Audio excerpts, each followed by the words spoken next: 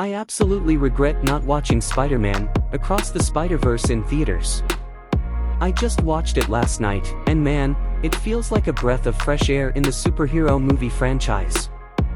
Even though there's plenty of superhero movies coming out right now, I think a big reason for why it's not the best superhero movie right now of 2023 is that it's visually appealing, tells a fantastic story and leaves you wanting for more. For general audiences, this is great news cause you're not getting a big CGI spectacle, the third act of the movie. And since it's animated, there is a lot more scope for doing things that the general audience has never seen before, that too from an animation studio that wasn't really talked about a decade ago, Sony Animation. These animators pushed it all the way with their animation in the second film. There are so many different styles that they use, like I couldn't keep track of how many visual art styles they threw at us during the entirety of the movie. By the way, if you're new here to the channel, please feel free to like, share, and subscribe. Also, spoiler alert if you haven't seen the movie yet. Don't watch this video. Go watch the movie first and then come back. That would really help me keep things going and keeps me motivated to put out these videos for all you beautiful fellow geeks out there. Back to talking about Spiderverse. I think it's so unique that they had a really cool villain like Spot. If you've never heard of the Spot like I did before watching the movie, you'd also be surprised to know that the Spot has been a Spider-Man villain in the comics since 1984 and was created by writer Al Milgrom and artist Herb Trimpe, who are actually famous Marvel Comics household names. The Spot, who, like Peter Parker, is also learning about his own powers, and as an audience, we don't take him seriously at the beginning. Then we see the chaos he causes by the end of the film. What a turn of events.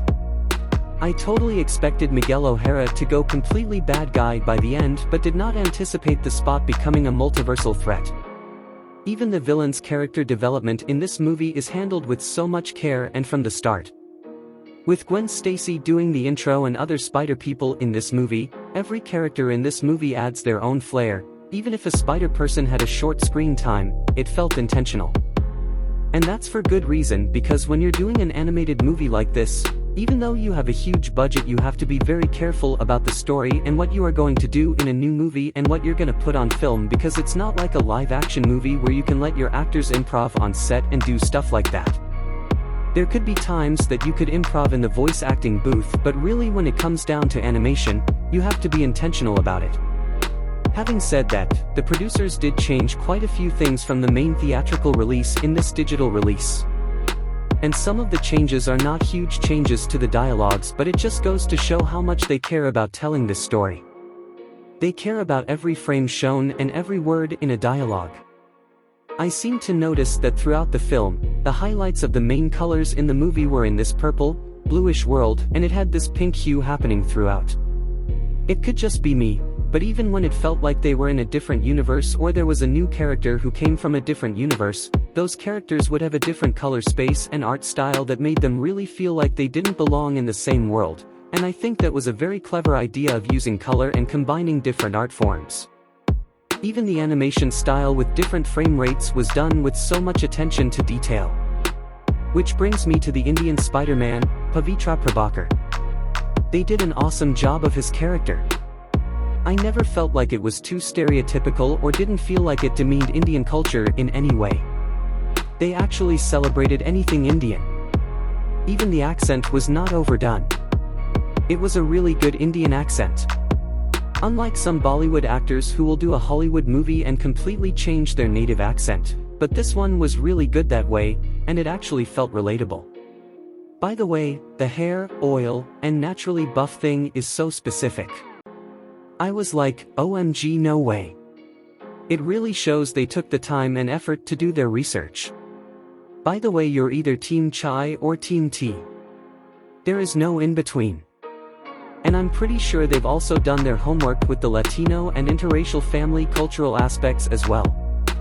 Okay, the music in this movie is incredible. It freaking bangs. It was its own character in the movie. The best movies often, at least it's what I've noticed, always do well when it comes to score. The music is always a standout. Obviously, the music in the first film and the second one does a wonderful job of that because music does play its own role.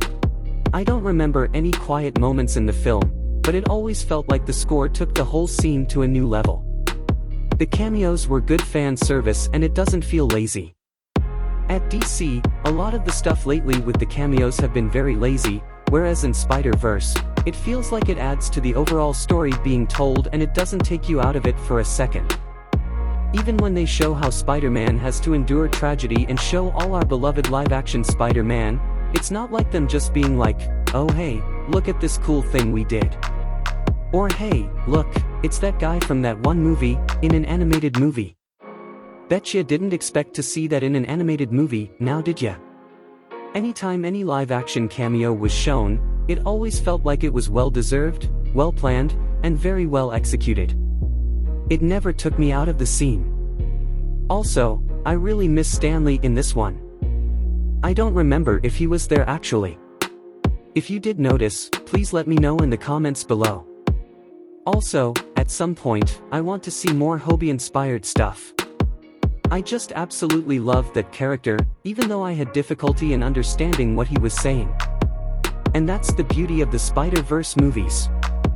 I loved how different universes in Spider-Verse interact with each other and different cultures as well. It tells me that no matter how distinct different cultures and peoples can be, there's always some common web, if you will, that brings people together. What do you guys think about Spider-Man, Across the Spider-Verse? Did you like it, or not like it?